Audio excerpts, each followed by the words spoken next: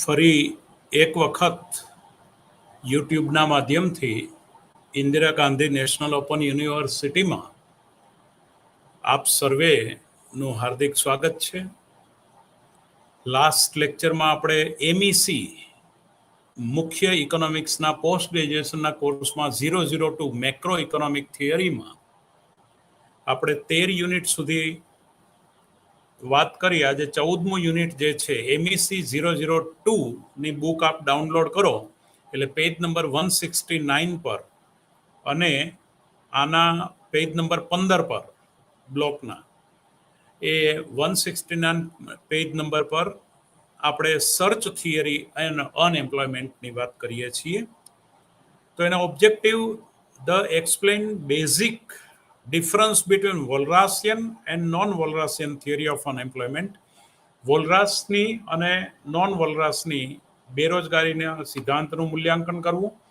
Appreciate that search and matching model are an extension of the neoclassical monetarist theory of employment and unemployment. પોતે દાખલા તરીકે કોઈ પણ પ્રકારનું શિક્ષણ લીધેલ લેબર ફોર્સ હોય, એન્જિનિયર હોય, પણ હાલમાં એને કોઈ પણ પ્રકારનું એન્જિનિયરિંગ કરતા નીચેનું કામ કરવું પડતું હોય અને પોતાની લાયકાત પ્રમાણેનું કામ મળે એની રાહ જોવે, એને માટે ટેમ્પરરી બેઝ ઉપર એ પોતે બેકાર રહેવાનું પસંદ કરે તો સર્ચ અનએમ્પ્લોયમેન્ટમાં એ વાત આખી જાય છે. Appreciate the context in which the search theory of unemployment was developed. Explain the use of specific એટલે કે ઐચ્છિક અને અનૈચ્છિક બેકારી. જે વ્યક્તિ ચાલુ વેતન દરે કામ મળે છે પણ કરવા તૈયાર નથી, કામ મળે છે પણ ઊંચા જોબની અપેક્ષા માટે કામ આ નીચેનું લેતા નથી, એ ઐચ્છિક બેરોજગાર છે. અને જેને કામ કરવું છે પણ કામ પોતાની લાયકાત પ્રમાણેનું મળતું નથી, એ અનૈચ્છિક બેકાર છે. તો explain the use of specific search and matching model of the determine unemployment and its variation over time. Explain some alternative search and matching model. Now આના ઇન્ટ્રોડક્શનમાં નિયો ક્લાસિકલ અથવા મોનેટરિસ્ટ થિયરી અને કેન્સિયન થિયરી એમ બેની વાત આપણે કરવાના છીએ. The search theory that we are going to study in this unit become important because they show that unemployment can exist and as an equilibrium phenomenon even in Walrasian setting of a perfectly competitive labor market. પૂર્ણ હરીફાઈ વાળું જે શ્રમ બજાર છે એમાં we begin in search. Now 14.2ના મુદ્દામાં search theory and theories on અનએમ્પ્લોયમેન્ટની વાત કરી છે. If the firm accept the workers offer, કામદારોનું જે પગારનું કે વેતનની જે ઓફર હોય એને જો કંપની એક્સેપ્ટ કરે, we can conclude that the market for labour is Walrasian. એટલે કે એ વોલરાસિયન ઇક્વિલિબ્રિયમમાં માર્કેટ ચાલે છે. In this view all observed unemployment is voluntary unemployment.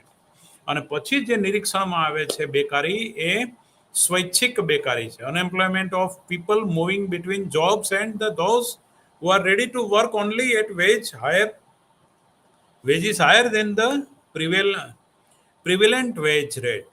This is really neoclassical model of unemployment referred to above. આ વાતને refer કરે છે. Secondly, the firm can respond to the unemployment workers offer by saying that it does not accept the premise that the unemployed worker is identical to the firm's current employees. In this view, the labor market is not a market for a homogeneous commodity. એક સરખી વસ્તુ માટેનું market નથી, but it is characterized by homogeneity.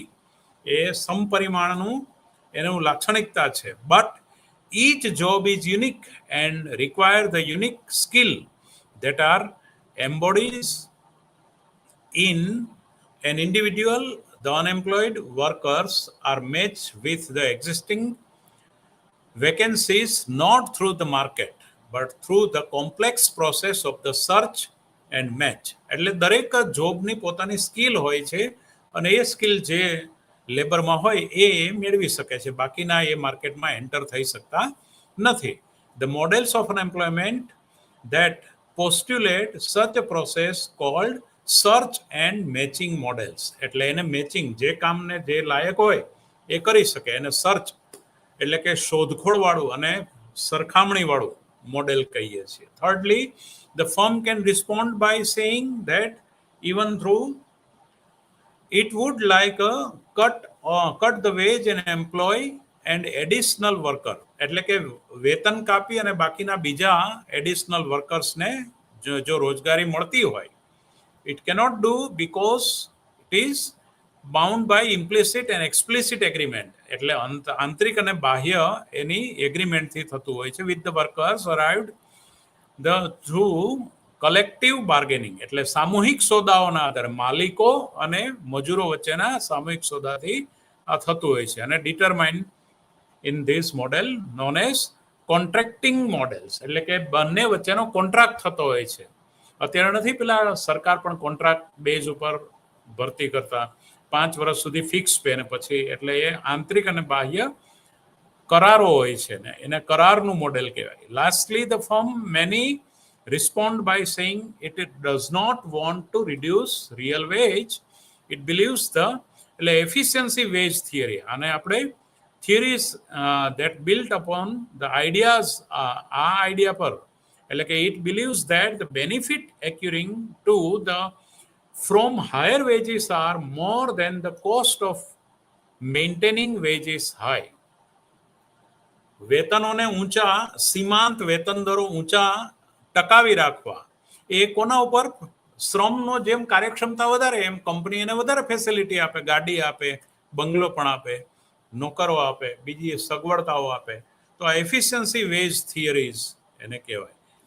તો આ યુનિટમાં આ આટલા કન્સેપ્ટની વાત આપણે search theory brief historical overview એનું જોઈએ તો 1970માં micro economic foundation of employment and inflation theory Norton New York ની અંદર એડમન ફેલ્પ્સ આ મોડેલ આપ્યું હતું, અને sectoral shocks induce worker to move between sector, but there is a one period lag by workers in moving, એટલે કે એના મૂવિંગમાં એક પ્રકારનો વન પીરિયડ, અમુક સમયગાળો, ટાઈમ લેગ હોય છે, એક સમયગાળો હોય છે. In the 1980s search model were built up as continuous time general equilibrium model, એટલે કે સામાન્ય સામાન્ય સમતુલા સાથેનું આ મોડેલ હતું, ટ્રેડિશનલ.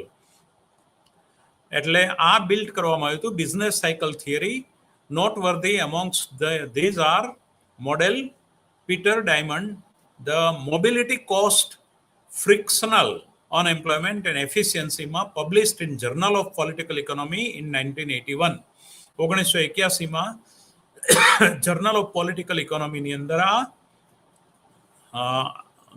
આવેલું, અને published in American economic review 1985માં. Search and matching model, matching એટલે જે જોબ માટે જે લાયકાતવાળા હોય તો એની અંદર business cycle with costly search and recruiting the quarterly journal of econometrics in 1988ની અંદર આ સર્ચ એન્ડ રિક્રુટ આ મોડેલની ઉલ્લેખ થયેલો. The exposition here is based on Blanch and Fischer, એટલે 2000ની સાલમાં એ નોંધવામાં આવેલું. Unlike the other section of this unit. Now model specification તો 1, 2, 3, 4 એન્ડ 5, 5 મુદ્દાઓની અંદર the economic composed of competitive firms. F number એમાં કોમ્પિટિટિવ છે. The marginal cost of hiring for each firm is an increasing function of the level of hiring. જે મજૂરોને આપણે higher કરીએ છીએ, marginal cost of hiring for each firm is an increasing form of its level of hiring. એટલે કે high aggregate unemployment market it is here, અને જો બેરોજગારીનો દર ઊંચો છે તો એવી પણ આમાં ધારણા કરવામાં આવે છે. Since each firm choose the rate of hiring by equating the marginal cost of hiring to the net marginal benefit of hiring. એટલે કે જેને હાયર કરવામાં આવે છે, જે મજૂરોને કામ પર રાખવામાં આવે છે, હાયર કરવામાં આવે છે, એનો marginal benefit is equal two એનો હાયરિંગનો વેજ, એ પ્રમાણે એની સમતુલા જોવામાં આવે છે, એટલે કે ટી પ્લસ આઈ. હવે the net marginal benefit of hiring is equal to the marginal value minus the discounted present value of the wage to be paid to the worker who is newly hired. નવા જે higher કરવામાં આવે છે એની જે marginal value છે, એ જે produce કરે છે એમાંથી એનો ડિસ્કાઉન્ટ રેટ બાદ કરી અને જોવામાં આવે છે. એટલે એટલું quantity lambda T is a 1 minus એક્ઝાઇવ QT, જે ક્વોન્ટિટી પ્રોડ્યુસ કરે છે એને માર્જિનલ પ્રોડક્ટ, એનું વળતર અમુક ટાઈમ પછી ધારો કે એનો વર્કર્સ જો એક્ઝાઇવ શેર મેળવતો હોય તો 1 માઇનસ એક્ઝાઇવ, એકમાંથી એ બાદ કરીને સરપ્લસ ફર્મ જે ફર્મને જે મળે છે 1 માઇનસ એક્ઝાઇવ શેર લેબરને આપી દેવામાં આવે, એને ક્વાર્ટરના રૂપમાં કે ગાડીના રૂપમાં કે વેતનના રૂપમાં આપી દેવામાં આવે, અને 1 માઇનસ એક્ઝાઇવ જે છે એ ક્વોન્ટિટી, એ ભાગ કંપની કમાય છે, તો દેટ ઇઝ લેમડા ટી. એ પણ એક મોડેલનો એ ભાગ છે. Each firm choose the rate of hiring HT.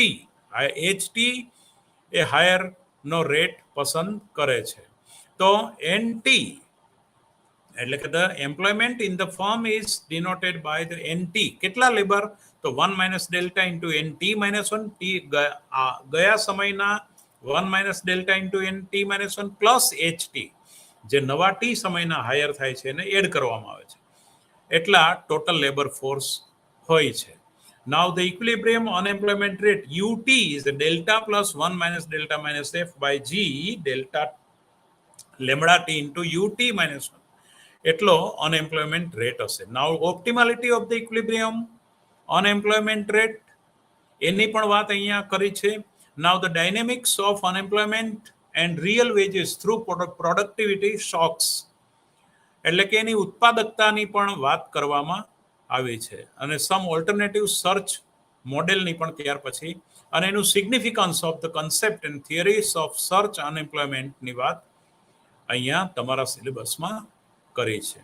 વિદ્યાર્થી મિત્રો, આટલી વાત કર્યા પછી નાવ નોમિનલ એન્ડ રિયલ રિજિડિટી, અમુક જડતા હોય છે નોમિનલ અને રિયલ, વાસ્તવિક. નોમિનલ રિજિડિટી એટલે ફિલિપ્સ રેખામાં આપણે જોયું કે 4 થી 5% બેરોજગારીનો દર એ કુદરતી નોમિનલ રિજિડિટી છે. પણ કેટલાક નવી સારી જોબના સર્ચમાં હાલના તબક્કે બેકાર રહેતા હોય તો રિયલ રિજિડિટી પણ કેટલીક છે લેબરમાં. ઊંચા વેતનની અપેક્ષાએ સ્વીકારવામાં આવતી બેરોજગારીનો દર. Now the normal rigidity unit number 15 એ નોમિનલ એન્ડ રિયલ રિજિડિટીની વાત અહીંયા કરવામાં આવી છે. તો આમાં new Keynesian macro economic as distinction from the new classical macro economic, distinction between two schools and, એટલે કે ન્યૂ ક્લાસિકલ અને કેન્સિયન, એની વચ્ચેની તફાવત, એના વચ્ચેના અંતરની, એના કન્ક્લુઝનની, એની પોસિબિલિટી, બૂમ્સ એન્ડ બસ્ટ, એટલે કે તેજી અને મંદીની વાત રિયલ વર્લ્ડની અંદર.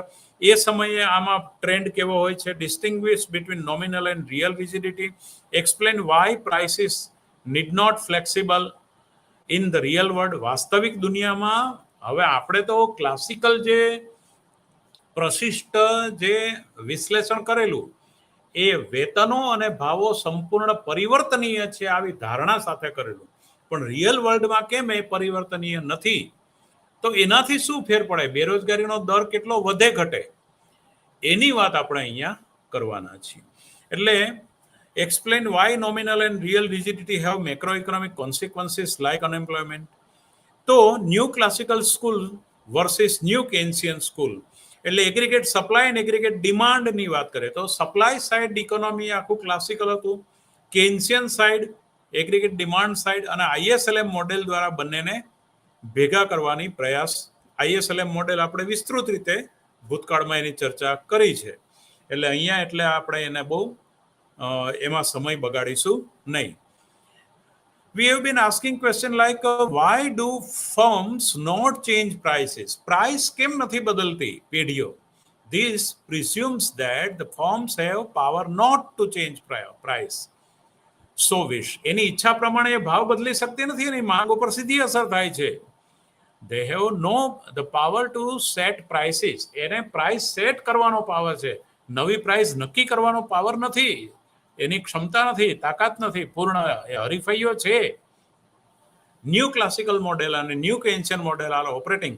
એટલે ન્યૂ કેન્શિયન મોડેલ ડિગ્રી ઓફ મોનોપોલીની દિશામાં જાય છે કે વસ્તુ પરની પોતે ભાવો વધારે છતાં પણ પકડ કેટલી ધરાવે છે.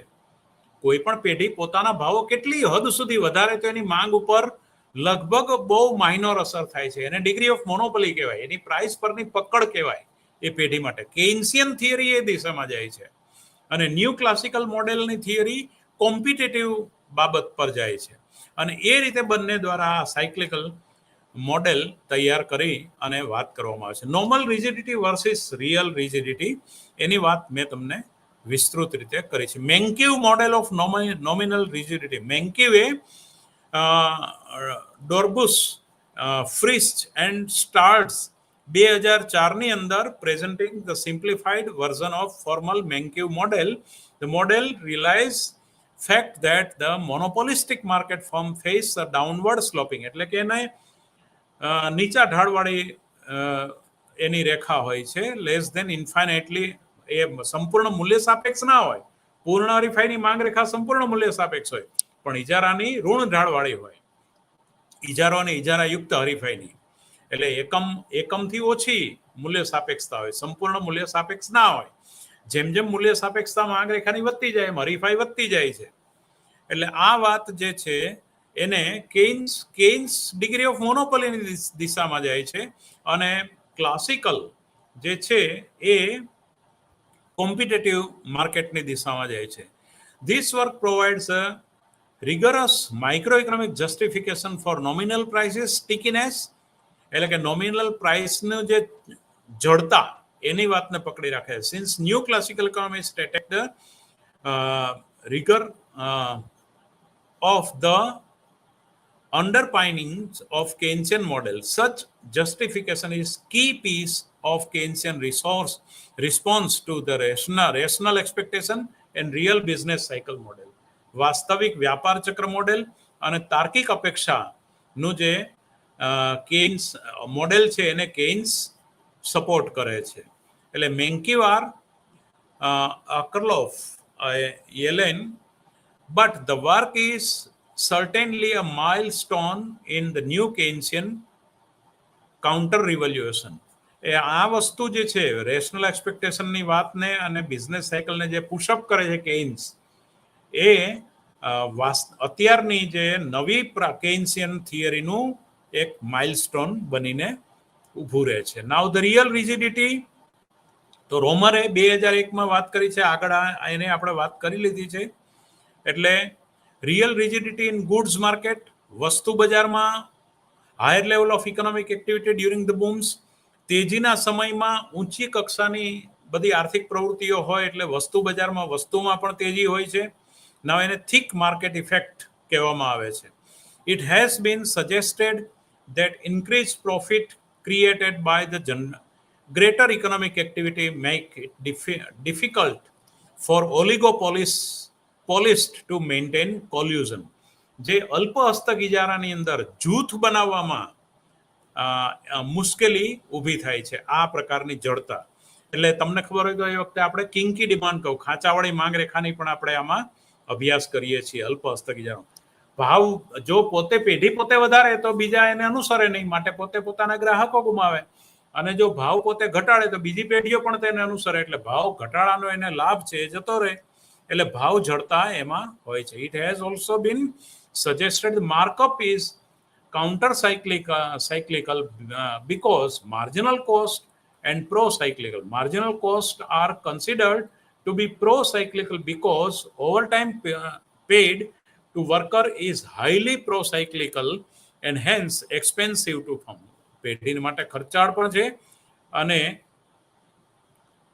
એની સાથે સાથે એની માંગ પણ વધતી જાય છે. એટલે આ રીતે એની વાત છે. એટલે રિયલ રિજિડિટી વર્કર્સને એ ઊંચું વધારાનું વળતર એને આપવું પડે છે. Now real rigidity in credit market. Credit માર્કેટમાં પણ વ્યાજના દરો અમુક વ્યાજના દરથી નીચા વ્યાજના દરમાં ક્રેડિટ એટલે કે શાખ મળતી જ નથી, પૈસા મળે જ નહીં, એટલે અમુક વ્યાજનો દર તો મેન્ટેન કરવો જ પડે.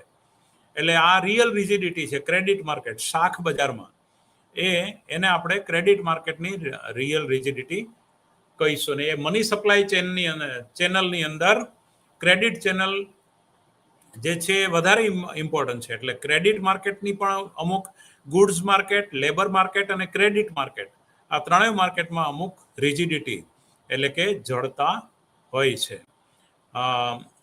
Information asymmetry in the credit market, એટલે P/MC, પ્રાઇસ અપોન માર્જિનલ કોસ્ટને, એટલે કે એને માર્કઅપ કહીશું, ratio price and marginal cost, A markup છે. Information asymmetry in credit market, ખબર ના પડે, અંદાજ ના કરી શકો કે હવે વ્યાજનો દર શું થશે. એફિશિયન્સી વેજીસ, કાર્યક્ષમ વેતનો. પછી મેનુ કોસ્ટ. હવે મેનુ કોસ્ટમાં પણ ઘણીવાર ઝડપથી ફેરફાર થતા નથી, એના અમુક જડતા હોય છે. Micro economic foundation of Keynesian economics, અમુક જે છાપેલા ભાવ હોય, મેનુ કોસ્ટ હોય, તો એમાં તમે ઝડપથી ફેરફાર ના કરો. Now nominal price rigidity and real rigidity, એટલે આ બધી વાત આમાં આપણે કરીએ છીએ. હવે યુનિટ નંબર 16 ની અંદર આપણે new Keynesian theory of unemployment, નવા જે કેન્સવાદીઓએ જે બેરોજગારીની થિયરીમાં, now efficiency wage theory of unemployment, એટલે વ્યક્તિને કાર્યક્ષમતાના પ્રમાણમાં વેતનો ચૂકવવા, એની વાત જે અહીંયા કરીએ છીએ. અને એને કારણે અન્ય બેકારી રહેવી. જેમ વસ્તુ બજાર પર પેઢીની પકડ હોય છે, એમ અમુક શ્રમિકની પોતાના કામ પર પકડ હોય છે. એટલે પોતે લેબર માર્કેટની અંદર પોતે સર્વાઈવ થાય, એ ઉપરાંત બીજા લેબર કરતા વધારે પગાર મેળવવા પણ પોતે સક્ષમ થાય. એવી વાત કંઈ ન્યૂ કેન્સિયન થિયરીમાં એફિશિયન્સી વેજ થિયરી કરે છે. એફિશિયન્સી વેજ મોડેલ એટલે specification of model, solution of the model, implication of the model અને possible extension of the model, આ ચાર પાંચ મુદ્દાઓમાં જોયા છે. નાવ એટલે કે એમ્પિરિકલી વાસ્તવિકતા આમાં જોવા ચોક્કસ મળે છે. એટલે એને તમે જો જોવા પ્રયાસ કરો તો Keynesian and new Keynesian theories of unemployment and the behaviour of real wages, વાસ્તવિક વેતનોનું વર્તન એ કયા પ્રકારનું હોય છે. તો this point helps to understand the difference between Keynesian and New Keynesian theories of unemployment. Through both kinds of theories help explain persistent unemployment. It is only some of the New Keynesian theories that explain why wages behave pro-cyclical, though only moderately so. The Keynesian theory clearly implies that wages behave counter-cyclical. એટલે કે કેન્સિયન થિયરીએ વેતનો counter સાયક્લિકલ એનું behaviour હોય છે એવી વાત કરે છે. This follows from the assumption of constant nominal veggies, એટલે કે સતત અચળ સામાન્ય વેતન દરની વાતને પુષ્ટિ આપે છે. given the nominal wages rate, wage rate W and real wage, that is W upon price level વડે ભાગો એટલે વાસ્તવિક વેતન દર મળે. Now જ્યારે real wage rate ઘટે, falls during the expansion of as price level gradually increase, ભાવ સપાટી વધે એટલે રિયલ વાસ્તવિક વેતન દરો ઘટે છે. It is this falls the real wages induced firms to employ more labor and produce higher output as aggregate demand increase. કુલ માંગ વધે એમ ભાવ સપાટી વધવાની સાથે લેબર વધારે ભરતી કરે, કંપની વધારે ઉત્પાદન કરે, પણ જે ચાલુ મજૂરોના વેતન દરો ધીમે ધીમે ઘટતા જાય છે. During contracting on the other hand, બીજી બાજુ real veggies rise as price fall. જ્યારે ભાવો ઘટે ત્યારે વાસ્તવિક વેતન દરો વધતા હોય છે. Nominal wage remaining unchanged.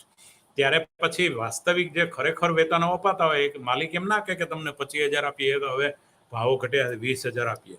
ત્યારે એના વેતનો ઓટોમેટિક વધી જતા હોય છે. The Keynesian model thus implies a counter cyclical behavior of real wages.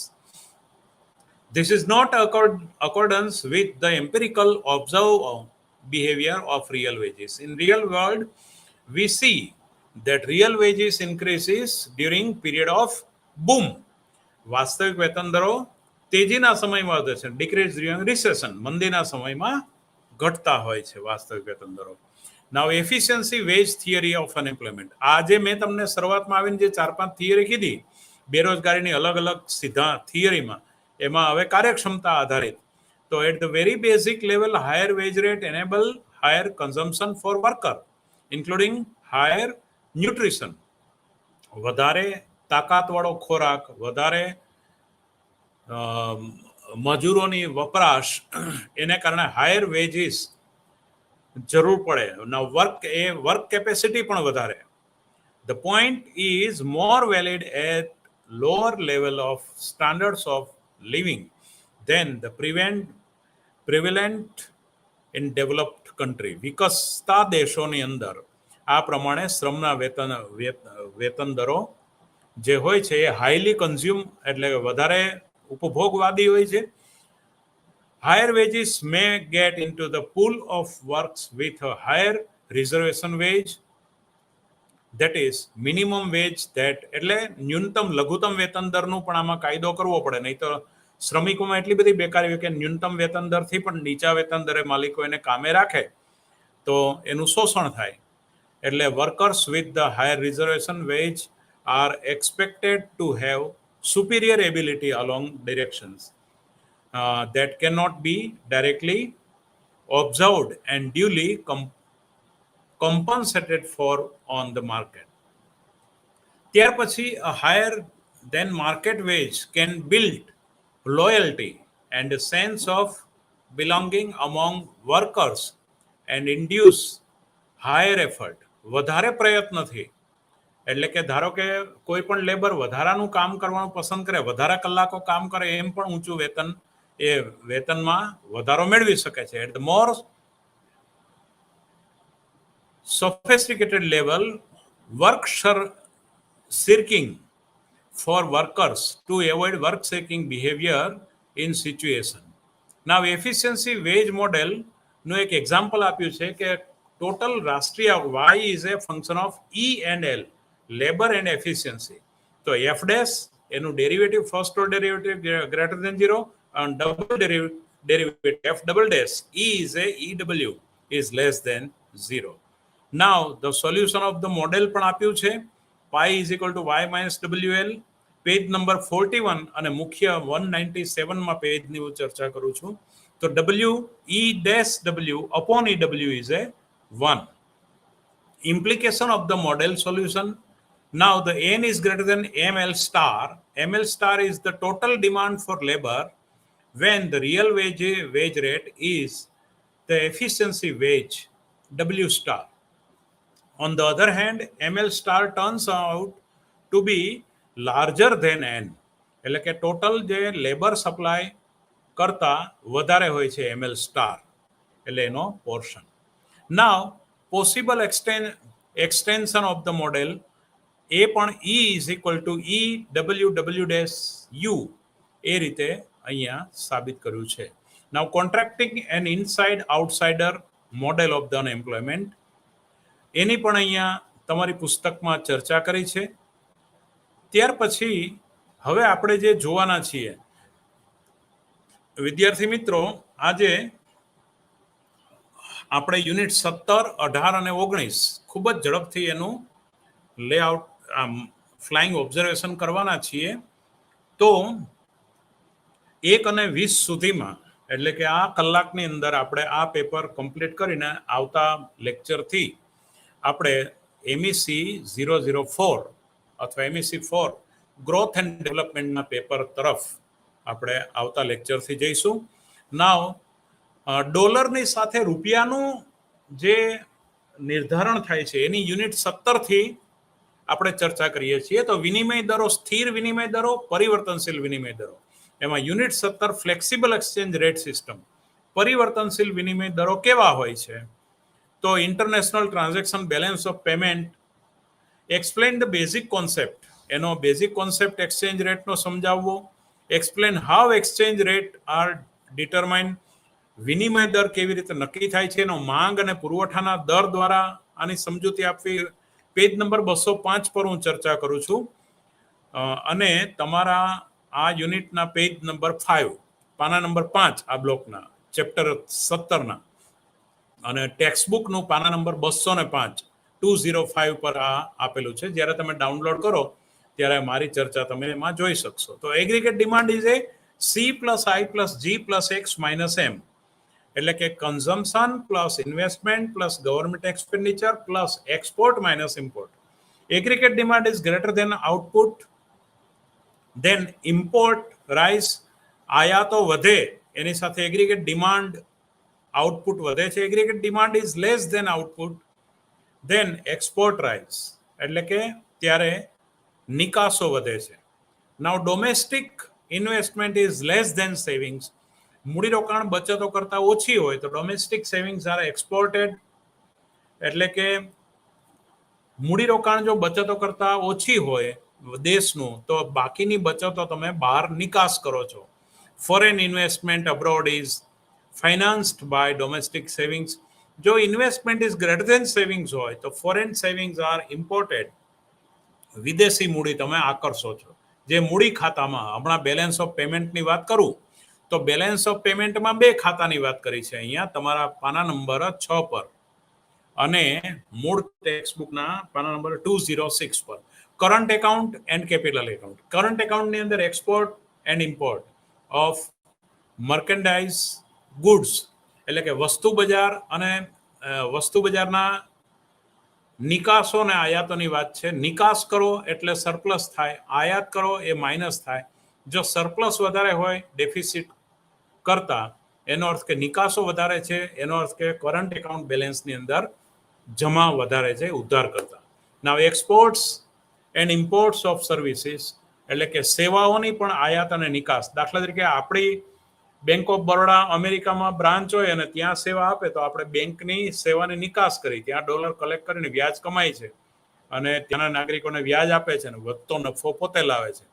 તો એ આ બેંકની સેવાની જીવન વીમા પોલિસી અમેરિકામાં કોઈ કામ કરતી હોય આપણી કંપની, તો ત્યાંથી કમાઈને લાવે, એટલે કે જે ચૂકવવું પડે અને બદલામાં એનું જે પ્રીમિયમની આવક થાય તો એ આપણી આવક અને જાવક, એમાં આવક વધી જાય જાવક કરતા તો એ આપણે સરપ્લસ ગણાય. તો આ બધી વાત જે છે investment income, private transfer, official grant, એટલે કરંટ એકાઉન્ટ બેલેન્સ આ 1 અને 2 નો, એટલે વસ્તુ અને સેવા નિકાસ આયાતોનો સરવાળો. Capital account direct investment, portfolio investment, external assistant, commercial borrowing અને એનઆરઆઈ ડિપોઝિટ્સ, એટલે કે આ 1 + 2 + 3 + 4 + 5 આ સરપ્લસ વધારે હોય, વાઇસ વર્સા ડેફિસિટ, એનું જો વ્યાજદર વધી જતું હોય તો ડેફિસિટ વધતી હોય તો આપણે કેપિટલ એકાઉન્ટમાં ખાધ પડે. એનું જો સરપ્લસ વધતું હોય તો કેપિટલ એકાઉન્ટમાં બેલેન્સ થાય, જમા વધે. આ લેણદેણની તુલનાની વાત છે. નાવ ધ એક્સચેન્જ રેટ. હવે વિનિમય દર કેવી રીતે નક્કી થાય છે? Determination of flexible exchange rate. તો વિદ્યાર્થી મિત્રો અહીંયા એક સરસ મજાનું ટેબલ દ્વારા હું તમને સમજાવવા પ્રયાસ કરું છું. તમે ડાઉનલોડ કરો જ્યારે પુસ્તક ત્યારે પેજ નંબર 8 અને આમ બેઝિક 208. જો હું આ ટેબલ તમને બતાવું છું, તમે એનો સ્ક્રીનશોટ લઈને તમારામાં રાખી શકો માટે, અને પછી એને જોઈને સમજી શકો. અને પછી તમે ઝૂમ કરીને જોઈ શકશો. આને હું સમજાવું છું. એની નીચે તમારી બુકમાં આકૃતિ પણ આપી છે, એ પણ તમે સમજી શકશો.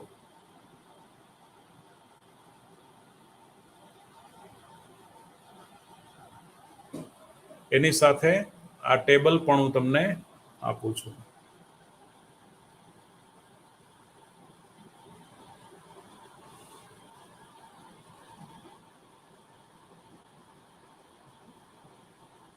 આ ટેબલમાં તમે જોઈ શકો છો હું derivation of demand for rupees, supply of dollar.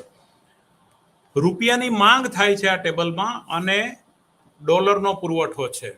Price of Indian export good, ભારતની વસ્તુ જે અમેરિકામાં નિકાસ થાય છે 100 રૂપિયાની વસ્તુ, હવે જો એક્સચેન્જ રેટ 17.94 એટલે કે 100 રૂપિયાના 17.94 હોય તો ઇન્ડિયન એક્સપોર્ટ ગુડ્સ એક્સ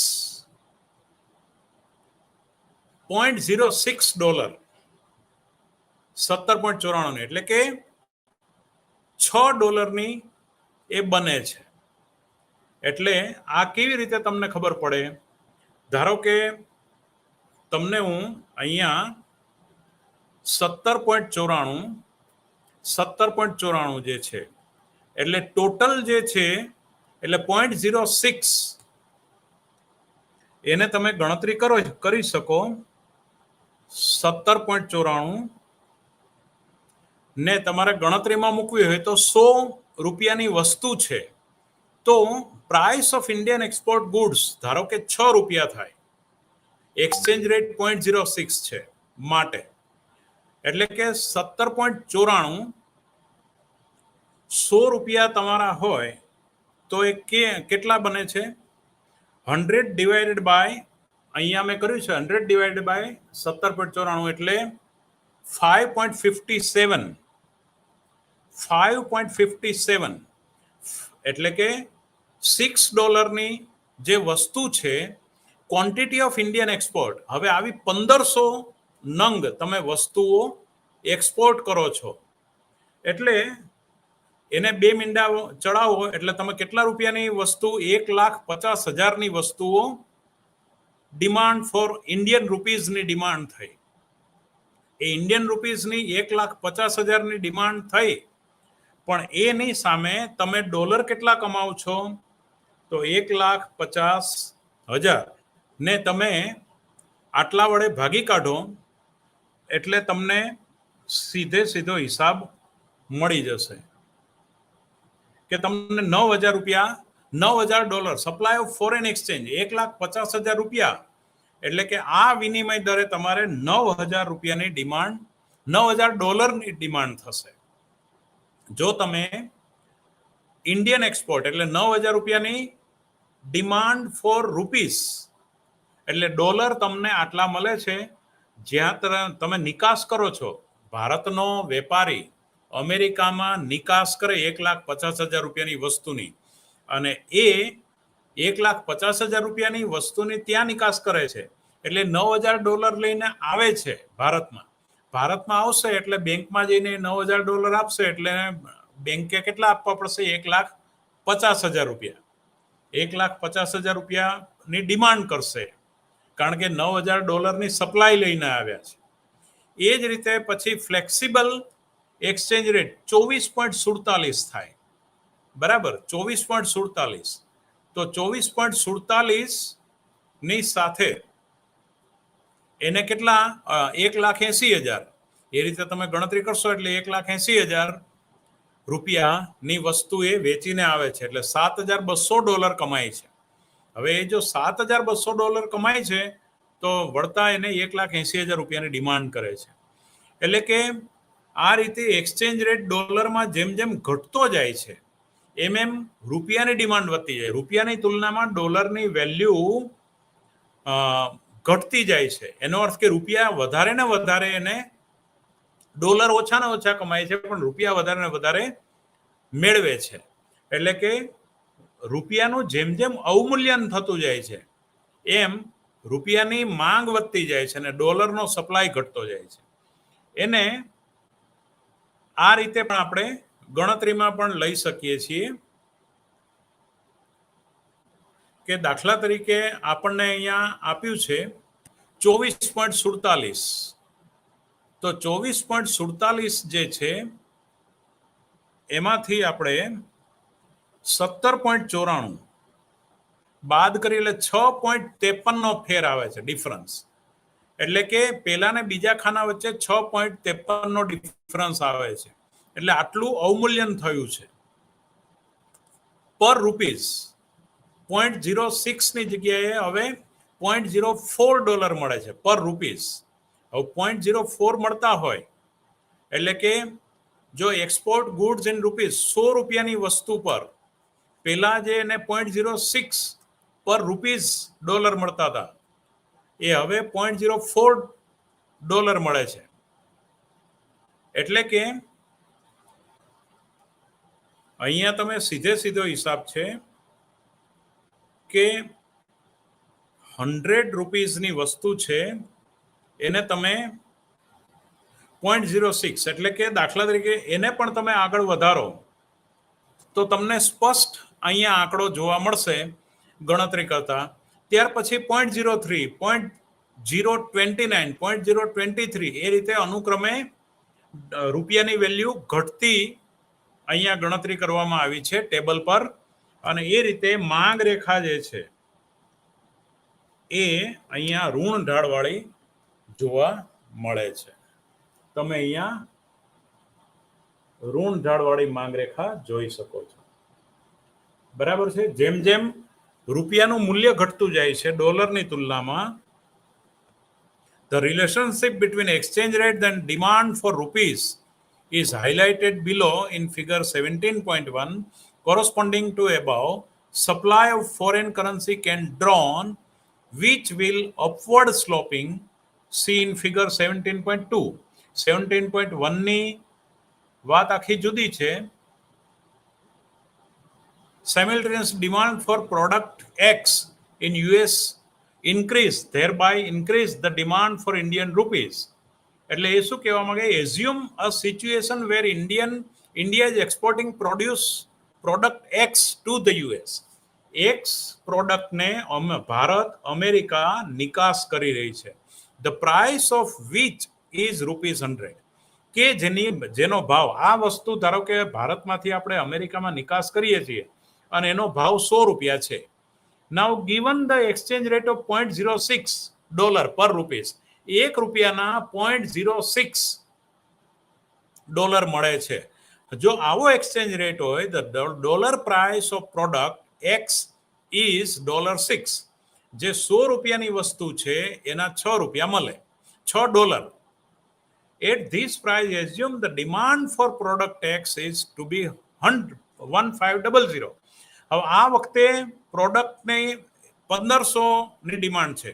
એ જ રીતે $100 રૂપિયાના $4 થાય છે, 100 રૂપિયાના $3 થાય છે, 100 રૂપિયાના $2.9 થાય છે, 100 રૂપિયાના $2.3 થાય છે. ડોલર ઓછાને ઓછા મળતા જાય છે, એટલે કે રૂપિયો હલકો થતો જાય છે, રૂપિયાનું અવમૂલ્યન થતું જાય છે. તો 1500 યુનિટની ડિમાન્ડ હોય એને ગુણ્યા 100 એટલે કે ડોલર કેટલા? 1,50,000 ગુણ્યા 0.06. હવે તમને હું સીધો હિસાબ બતાવું. 1,50,000 ગુણ્યા 0.06 એટલે ડાયરેક્ટ અહીંયા તમે 9,000નો જવાબ જોઈ શકો છો. એટલે $9,000ની ડિમાન્ડ થાય છે. એ રીતે ક્રમશઃ જેમ જેમ ડોલરનો ભાવ વધતો જાય છે એમ એમ ડિમાન્ડ ફોર ઇન્ડિયન રૂપીઝ વધતું જાય છે. કારણ કે અમેરિકાના લોકોને એ વખતે સસ્તું પડે છે, એટલે અમેરિકાવાળા ભારતની વધારે ને વધારે વસ્તુઓ માગે છે. એટલે 100 રૂપિયાની વસ્તુ ભારતનો વેપારી અમેરિકામાં 1500 એકમ વેચતો હતો. એ વખતે $1 એને $100 6 રૂપિયા મળતા હતા. $1 $0.06 મળતા હતા 1 રૂપિયાના. એ વખતે 1500 યુનિટની પોતે નિકાસ કરતા હતા તો $9,000 કમાતા હતા, એટલે 1,50,000. એ રીતે તમે ગુણાકાર કરો એટલે 100 રૂપિયાની વસ્તુ, જ્યારે અમેરિકન ડોલરનો ભાવ 100 રૂપિયાના $6 જગ્યાએ 100 રૂપિયાના $4 થાય ત્યારે ક્વોન્ટિટી વધી જાય ને. એક્સપોર્ટ એ 1800 થાય છે ધારો કે. 1800, 2000, 2025 એટલે કે જેમ ડોલર મોંઘો થતો જાય એમાં 1800, 2500, 2000, 2500 એમ આ વધતું જાય. કારણ કે વધારે ને વધારે વસ્તુઓ નિકાસ થતી જાય એટલે એને ગુણ્યા પર ડોલર. એટલે ડોલરની પેલા $9,000 કમાણા હતા, હવે 1800 રૂપિયા. હવે 100 રૂપિયાની વસ્તુઓ 100 રૂપિયાની વસ્તુ હવે $4 મળતી થઈ છે. ત્યારે એવે સમયે 1800 વસ્તુઓનું નિકાસ કરે છે, 1,80,000 લાવે છે, તોય ડોલર તો 9,000 ની જગ્યાએ 7200 જ મળે છે, કારણ કે રૂપિયો સસ્તો થઈ ગયો. ત્યાર પછી 6,000, 5,945 એ રીતે અહીંયા પર ડોલર રૂપીઝ 0.01, 0.02, 0.03, 0.04, 0.06, 0.07 એવી રીતે નેગેટિવ સ્લોપની માંગ રેખા અહીંયા મળે છે વિનિમય દરની. એટલે વિનિમય દરની માંગ રેખા ડિમાન્ડ શેડ્યુલના આધારે શોધ્યું છે. એ જ રીતે સપ્લાય, ધારો કે ભારતનો વેપારી કોઈ માણસ એ અમેરિકામાંથી આયાત કરી રહ્યો છે, તો price of US import goods why in rupees, ધારો કે 179.40, 179.40, એટલે કે જો ₹1 0.06 હોય ત્યારે પોતે ડિમાન્ડ ફોર ડોલર 1,000 ની હોય, એટલે ક્વોન્ટિટી ઓફ ઇન્ડિયન ઇમ્પોર્ટ 10, 60, 45 એવી રીતે અહીંયા હું તમને એનું ટેબલ બતાવું છું. આ ટેબલ પણ તમે સ્ક્રીનશોટ પાડીને સમજી શકશો. આ રીતનું છે.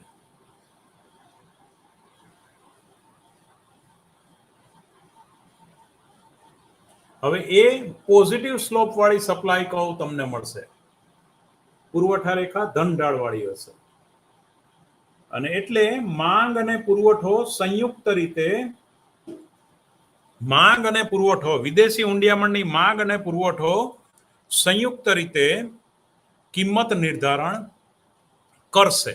ડિમાન્ડ એન્ડ સપ્લાય આ રીતે માંગ અને પુરવઠા રેખાના આધારે વિદેશી ઊંડિયામણ દરની માંગ અને પુરવઠા, આ આકૃતિ પણ સ્ક્રીનશોટ પાડીને તમે સમજી શકશો. જો માંગ વધશે તો ડોલરનો ભાવ પણ વધશે, તો રૂપિયો નીચો જશે. જો પુરવઠો વધશે તો ડોલર સસ્તો થશે. એટલે આ રીતે તમે એને સમજી શકશો. Now factor affecting the flexible exchange rate ઘણા બધા છે. US goods increase, it shifts the supply schedule of Indian rupees to the right, thereby depreciating rupees as against the dollar. એટલે આ રીતે તમે એને સમજી શકો છો. હવે ફિક્સ્ડ એક્સચેન્જ રેટ સિસ્ટમ, એમાં સરકાર હસ્તક્ષેપ કરે છે માંગ અને પુરવઠાના આધારે. ધારો કે તમે આનો સ્ક્રીનશોટ લઈ લો, પછી એને હું આખી આકૃતિને સમજાવું. આ માંગ રેખા છે અને આ ધન ઢાળ વાળી પુરવઠા રેખા છે. ફ્લેક્સિબલ એક્સચેન્જ રેટને કારણે જે માંગ અને પુરવઠાના આધારે જો D1 ડિમાન્ડ હોય તો Q3 જેટલું અને સપ્લાય એસ હોય તો $1 ₹20 થશે, અને Q3 ક્વોન્ટિટી ઓફ ડોલર હશે, $3,000. હવે એ વખતે સરકાર ₹25 એ પર ડોલર જાળવી રાખવું પડશે, એટલે કે એટલા ડોલર એને ખરીદી લેવા પડશે. એ બીજી બાજુ ધારો કે રૂપિયો સસ્તો બની જાય છે માર્કેટ ફ્લેક્સિબલ એક્સચેન્જ રેટથી, ₹30 નો $1 થાય છે, અને સરકારે ₹25 પકડી રાખવો પડે છે. એનો અર્થ કે ડિમાન્ડ એન્ડ સપ્લાય દ્વારા જે અહીંયા માંગ રેખા D2, એટલે કે ખરેખર એને Q1 જે છે એટલે આટલું Q1 Q2 જેટલું આટલો ગેપ સરકારે પૂરવો પડશે. સરકાર અહીંયા પકડી રાખવા માંગે છે, અને ફિક્સ રેટના આધારે નક્કી અહીંયા થાય છે. એટલે કે ધારો કે ₹30 નક્કી થાય છે અને સરકાર ₹25 પકડી રાખવા માંગે છે ડોલરની સામે રૂપિયો, તો શું બને છે એવી વાત છે. Let us consider a simple analysis of how fixed exchange rate system operate. એટલે કે સ્થિર વિનિમય દર કેવી રીતે ઓપરેટ થાય છે એની વાત is given in figure 18.1, મેં જે તમને હમણાં બતાવી એ is supply curve and D1 and D2 demand. હવે foreign exchange, say dollar, the equilibrium exchange rate with respect to S and D2 S અને D2 ના આધાર પર નક્કી થાય છે is ₹30 per dollar. પર ડોલર 30 રૂપિયા નક્કી. એઝ્યુમ ધેટ ધ ગવર્મેન્ટ ઇન્ટરવેન્સ, સરકાર આમાં હસ્તક્ષેપ કરે છે, એને આટલો થવા દેવો નથી, એને 25 રૂપિયા પકડી રાખવું પડે છે, 25 રૂપિયા. Van exchange rate is ₹25 per dollar, demand for dollar is higher. એ વખતે જો 25 રૂપિયા હશે તો ઓટોમેટિક રૂપિયાની તુલનામાં ડોલર સસ્તો લાગશે, એટલે ડિમાન્ડ વધવાની છે. Then supply of the dollar, supply કરતા ડિમાન્ડ વધી જાય ડોલરની. In order to ensure the exchange rate does not rise to 30 પર dollar, which is required by supply demand equilibrium, the government needs to sell Q1 Q2 dollars. એટલે Q1 Q2 dollars વેચવાની ફરજ પડે, કારણ કે ડિમાન્ડ વધી ગઈ. એટલે આટલું જે છે ગેપ, એટલે અહીંથી અહીં સુધીનું સરકારે ડોલર વેચવાની ફરજ પડશે સરકારની વિદેશી હુંડિયામણની તિજોરીમાંથી, જો એને 25 રૂપિયા પકડી રાખવો હોય તો. From the foreign exchange market to ensure that the exchange rate is maintained by ₹25 per dollar. The buying seller of foreign, એનાથી વિરુદ્ધમાં SDR એટલે કે સ્ટર્લિંગ્સ ને IMF નું નાણું ખરું ને, ઇમ્પોર્ટ એક્સપોર્ટ ને એ બધાની રીતે. હવે એનાથી વિરુદ્ધની પરિસ્થિતિમાં એટલું સરકારે ખરીદી લેવા પડશે ડોલર Q1 Q3 જેટલા. જો 20 રૂપિયા માર્કેટ રેટ નક્કી થઈ ગયો હોય અને 25 રૂપિયા મેન્ટેન કરવા હોય તો Q1 Q3 જેટલા ડોલર સરકારે માર્કેટમાંથી ખરીદી લેવા પડે, પેલામાં એટલા વેચવા પડે dollar. Now price adjustment under fixed exchange rate, એટલે પ્રાઇસ એડજસ્ટમેન્ટ પણ કેવી રીતે થાય છે એની વાત. Understanding exchange rate movement. Now real versus nominal exchange rate, વાસ્તવિક વિરુદ્ધ નોમિનલ એક્સચેન્જ રેટની પણ વાત અહીંયા કરવામાં આવી છે વિદ્યાર્થી મિત્રો. એના માટે એક સરસ મજાનું પરચેઝિંગ પાવર પેરિટી થિયરી પણ છે તમારા સિલેબસમાં, એ પણ બહુ જ સરસ છે. પરચેઝિંગ પાવર પેરિટી થિયરી એટલે કે સમ ખરીદ શક્તિનો સિદ્ધાંત. What is R?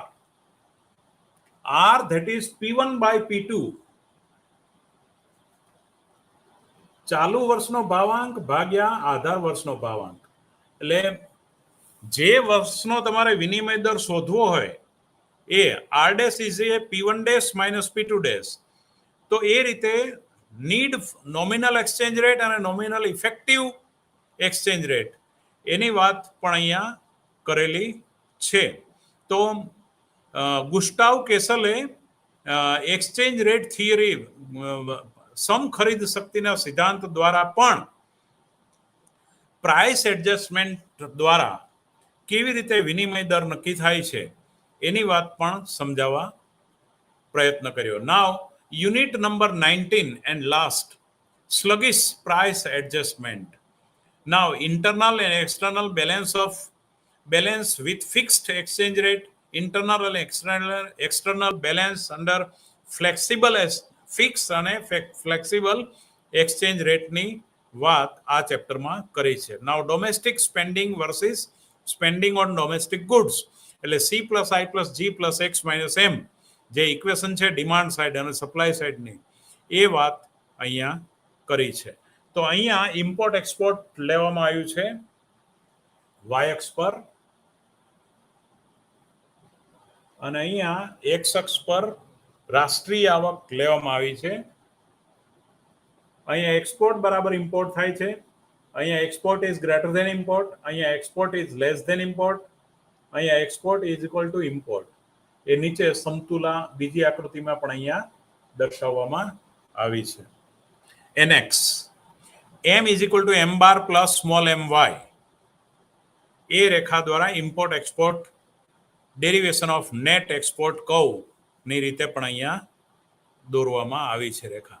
Now trade and income determination, તો Y star is A C bar plus I bar plus X bar minus equilibrium of M bar into 1/1 minus into bracket મોટા બ્રેકેટમાં 1 minus T bracket over C plus M. આ equation દ્વારા પણ તમે જોઈ શકો છો. Now internal and external balance with fixed exchange rate, તો એની વાત પણ તમારી બુકમાં અહીંયા કરવામાં આવી છે. વિદ્યાર્થી મિત્રો, સમયનો પણ ખૂબ અભાવ છે, પણ એની સાથે આ તમે ખૂબ સરસ રીતે વાંચી શકો. બહુ સહેજ પણ મેથેમેટિક્સ આની અંદર નથી, એટલે હું આગળના યુનિટ એટલો બધો સમય પણ આપણે બગાડ્યો નથી. You can read. મેં જે સમજાવ્યું ત્યાર પછી ખૂબ સરસ રીતે તમે એને વાંચી શકો છો. હવે આ આખું જે છે આ effect of increase in money supply monetary પોલિસીની ઇફેક્ટ જે આ છે, આપ સ્ક્રીનશોટ લઈ શકશો. આ બધી વાત હું વન બાય વન તમને સમજાવું છું. ત્યાર પછી ફિસ્કલ પોલિસીની રીતે કઈ છે તો આ પણ તમે સ્ક્રીનશોટ લઈ લો. ત્યાર પછી હું તમને સમજાવું છું. પહેલી વિગત સમજાવું છું, ત્યાર પછી બીજી વિગત સમજાવું છું, અને ત્યાર પછી તમારો આ MEC 002 નો સિલેબસ પૂર્ણ થાય છે. નાઉ expansionary monetary policy, money supply is increased, then interest rate fall. નાણાંનો પુરવઠો વધે એટલે વ્યાજનો દર ઘટશે, એટલે કેપિટલ ફ્લો, એની એક અસર એવી થશે, capital flow out. So and secondary effect, investment and income rise, મૂડીરોકાણ અને આવકો વધશે મની સપ્લાય વધવાથી, એટલે કરંટ એકાઉન્ટ વર્ઝન્સ. હવે આ બંનેની સંયુક્ત કેપિટલ ફ્લો આઉટ થશે અને કરંટ એકાઉન્ટ વર્ઝન્સ, એ બંનેની ઇફેક્ટ આખી overall balance of payment deficit versions, એને ચાલુ ખાતાની ખાધ પર એની અસર થશે. મની સપ્લાય ઇન્ક્રીઝ થાય એની આ અસર. So money supply falls in order to maintain fixed exchange rate. જો સ્થિર વિનિમય દરને મેન્ટેન કરવા માટે નાણાંનો પુરવઠો ઘટાડવામાં આવે તો મોનેટરી પોલિસી ઇનઇફેક્ટિવ, નાણાકીય નીતિ બિનઅસરકારક બને છે. ત્યાર પછી ફિસ્કલ પોલિસી, જે મેં તમને સ્ક્રીનશોટ લેવડાવ્યો છે. Now expansionary fiscal policy, government spending rises and or taxes falls. Now then interest rate rises, fiscal government spending rise, એટલે કે સરકારી ખર્ચ વધે અને કરવેરા ઘટે તો વ્યાજનો દર વધશે. Production and income rise, capital flow in થશે, કે મૂડી વિદેશમાંથી આપણા દેશમાં આકર્ષાશે. કરંટ એકાઉન્ટ વર્ઝન્સ, એટલે overall balance of payment May improve. ફરીથી પાછું લેણદેણની તુલા પુરાંતવાળી, એટલે કે આપણા ફેવરમાં થશે. અને money supply falls to defend fixed exchange rate, then fiscal policy more effect. એટલે મની સપ્લાય જો ઘટશે અને આના એટલે રાજકોષીય નીતિની અસરકારકતા વધારે રહેશે નાણાકીય નીતિ કરતા. Now internal and external balance under flexible exchange rate, એની પણ વાત અહીંયા આ આકૃતિ દ્વારા પ્રાઇસ એડજસ્ટમેન્ટ દ્વારા કરવામાં આવી છે. આ આકૃતિ પણ તમે સમજી શકશો. એક્સ અક્ષ પર આપણે રાષ્ટ્રીય આવક લીધી છે, વાય અક્ષ પર પ્રાઇસ લીધી છે. એગ્રીગેટ સપ્લાય શોર્ટ રનનું સંપૂર્ણ મૂલ્ય સાપેક્ષ છે. Aggregate demand equal to supply, એટલે ત્યાં રાષ્ટ્રીય આવક પ્રાઇસ એડજસ્ટમેન્ટ Y1 સ્ટાર ત્યાં નક્કી થાય છે.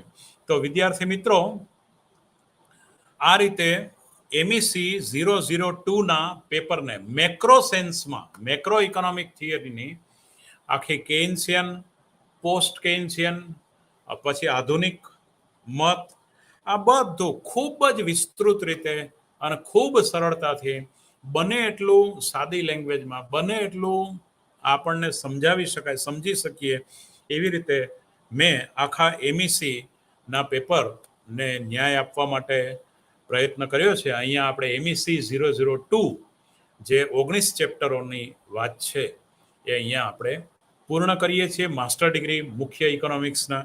અને આવતા લેક્ચરથી આપણે MEC 004 ગ્રોથ એન્ડ ડેવલપમેન્ટનું ચર્ચા ચાલુ કરીશું.